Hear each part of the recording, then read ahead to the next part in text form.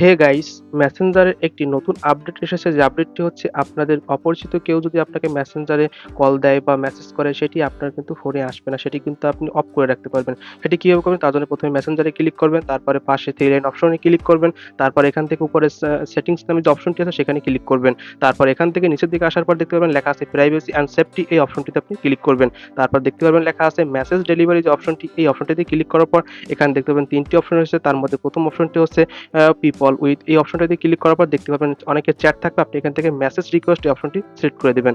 তারপর নিচে যে অপশনটি আছে ফ্রেন্ড অফ ফ্রেন্ড, এই অপশনটিতে ক্লিক করার পর এখানেও মেসেজ রিকোয়েস্ট যে অপশনটি আছে সেটি সেট করে দিবেন।